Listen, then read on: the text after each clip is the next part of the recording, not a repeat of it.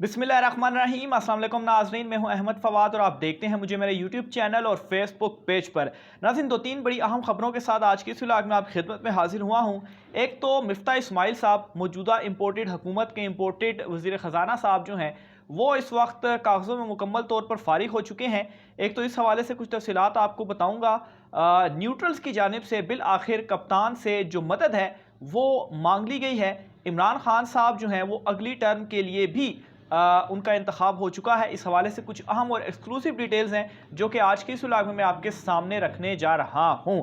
सबसे पहले नाज़रीन, एक दो अहम और ब्रेकिंग स्टोरीज़ हैं, उनकी तफसील में आपको बताता चलूं और कुछ बैकग्राउंड जो है वो इसका बताता चलूं ताकि तमाम तर जो मामला है हुआ कहाँ से, शुरू कहाँ से हुआ, वो आप आसानी से समझ सकें। तो सबसे पहले नाज़रीन, आसिफ जरदारी और हमजा शहबाज की जो कल की एक मुलाकात हुई थी, उस मुलाकात की अंदरूनी कहानी सामने आई है। और उस मुलाकात में नाजरीन, आसिफ जरदारी ने जो बच्चा हमजा शहबाज है उसके कान मरोड़े हैं, उसके कान खींचे हैं और कान खींचने के बाद जो वजारतें हैं वो उससे ले ली हैं। मामला नाज़रीन कुछ इस तरीके से हुआ था कि हमजा शहबाज पंजाब हुकूमत जो थी उनमें और पीपल्स पार्टी में डेडलॉक बरकरार था। कुछ वजारतें पीपल्स पार्टी को नहीं दी जा रही थी, जिसके ऊपर आसिफ जरदारी की जानिब से बाकायदा तौर पर खुद ज़ाती हैसियत में हमजा शहबाज से मुलाकात की गई है। और उस मुलाकात के बाद नाजरीन, आसिफ जरदारी ने अपने जो तमाम मुतालबात थे वो मनवाए हैं।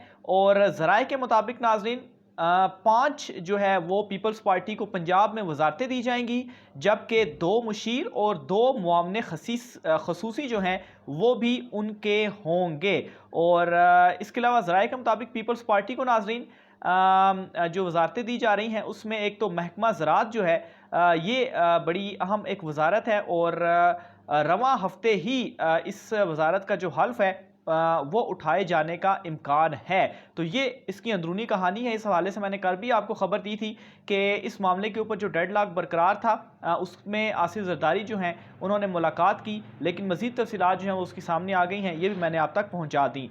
दूसरे नंबर पर नाज़रीन, राना सनाउल्लाह जो हैं, उनकी बिल आखिर जो अकड़ है वो टूट चुकी है। जो इमरान खान साहब को बड़े दावे कर रहे थे कि मैं गिरफ्तार करूंगा, ज़िद पर अड़े हुए थे, बिल आखिर नाजरीन इस वक्त जो मौजूदा सूरत हाल चल रही है, राना सनाउल्लाह ने भी हाथ खड़े कर दिए हैं।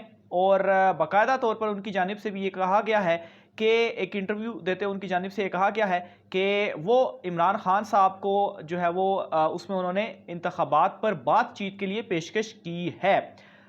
उस इंटरव्यू में नाज़रीन उनकी जानिब से ये कहा गया है कि इंतखाबात अक्टूबर में कराने हैं या आगे करवाने हैं, ये तमाम तर चीज़ें हल हो सकती हैं, इसलिए आप ऐसा करें, आप हमारे पास आएँ, हमसे मुज़ाकरात करें, हमसे बातचीत करें और हम सारे मामले को हल करते हैं। लेकिन इमरान खान साहब का कहना है कि डील नहीं दी जाएगी, ना ही कोई डील दी जाएगी, बल्कि पहले इलेक्शन की अनाउंसमेंट होगी, असम्बलियाँ तहलील होंगी, फिर उसके बाद अगर आप मिलना चाहते हैं तो फिर जो है वो आपसे मामलात के ऊपर डिस्कशन जो है वो की जा सकती है। तो राना सनाउल्लाह साहब जो कि अल्टीमेटम और गिरफ्तारी करना चाहते थे इमरान खान साहब को, बिल आखिर उनकी जानिब से भी जो हैंड्स अप है वो किया जा चुका है, क्योंकि इस वक्त उन्हें भी ये नज़र आ रहा है कि जो उनकी सूरत हाल है वो सूरत हाल ऐसी हो चुकी है कि इलेक्शन में उन्हें बहुत जल्द जाना चाहिए था। और इस हवाले से उन्होंने बात भी की। उन्होंने कहा कि इमरान खान साहब के 25 मई के अल्टीमेटम से पहले नून लीग का मौक़िफ़ था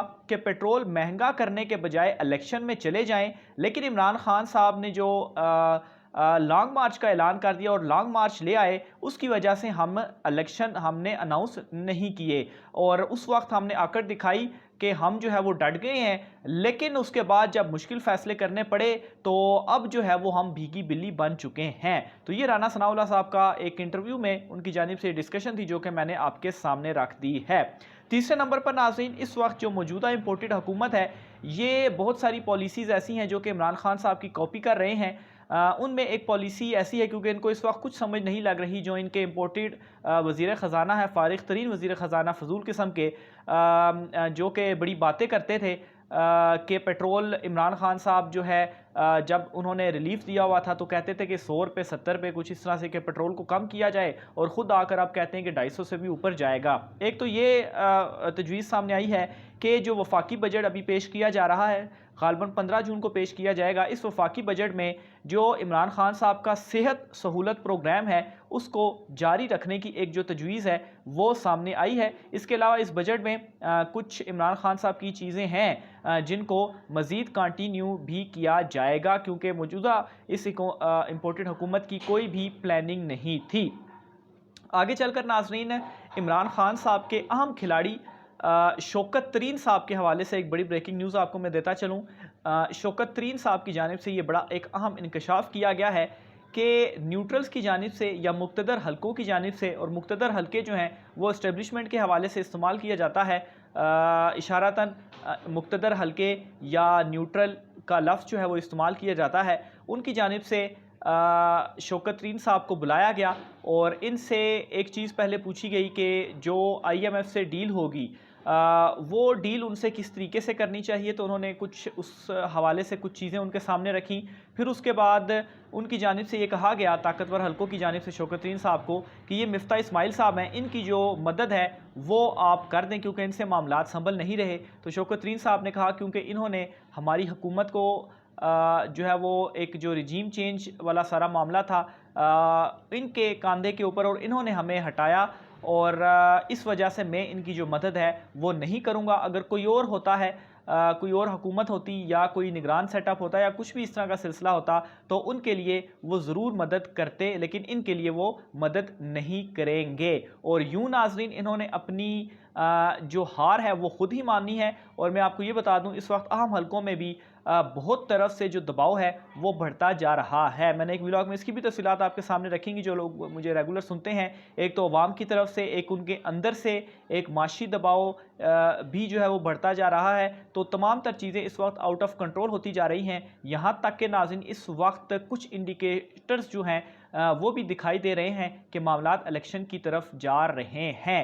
पहले तो बिल्कुल भी जब इनके मुश्किल फ़ैसले आए तो लोगों ने कहना शुरू कर दिया कि इलेक्शंस नहीं होने जा रहे, 1.5 साल मुद्दत पूरी करेगी, लेकिन अब इंडिकेटर साफ नज़र आ रहे हैं और IMF की डील के बाद आप देखेंगे मामलात मज़ीद क्लियर हो जाएंगे। इसके अलावा नाज़रीन, इमरान खान साहब जो हैं उनके पाकिस्तान तहरीक इंसाफ के इंट्रा पार्टी इंतखाबात जो हैं वो हुए हैं, और इलेक्शन कमीशन ऑफ पाकिस्तान की जानिब से भी इसकी एक डेडलाइन दी गई थी, और ये जो डेडलाइन थी वो जून में ही दी थी, और ग़ालिबन कोई मिड जून, कोई 12 या 14 जून की कोई तारीख़ थी कि इससे पहले जो इंट्रा पार्टी इंतखाबात है वो पाकिस्तान तहरीक इंसाफ करवाए। तो पाकिस्तान तहरीक इंसाफ की जानिब से इंट्रा पार्टी इंतखाबात करवाए गए हैं, और इन इंतखाबात में एक मरतबा फिर से इमरान खान साहब जो हैं वो अगली टर्म के लिए पाकिस्तान तहरीक इंसाफ के चेयरमैन मुंतखब हो चुके हैं। और इस इजलास में नाज़रीन, ना सिर्फ इमरान खान साहब चेयरमैन मुंतखब हुए, बल्कि शाह महमूद कुरैशी साहब जो हैं वो once again vice chairman, Asad Umar साहब मरकज़ी सेक्रेटरी जनरल जो है वो मुंतखब हुए हैं। तो इसमें नाज़रीन, एक तो 2 पैनल्स के उम्मीदवार जो थे वो भी मौजूद थे, लेकिन उन्होंने इमरान खान साहब के हक़ में इंतखाबात से दस्तबरदारी का जो ऐलान था वो किया। एक पैनल की जो सरबराही थी वो उमर सरफराज चीमा, जबकि दूसरे की सरबराही नेक मोहम्मद कर रहे थे। फ़ारूक हबीब को मरकज़ी सेक्रेटरी इत्तलात पाकिस्तान तहरीक इंसाफ मुंतखब जो है वो किया गया है।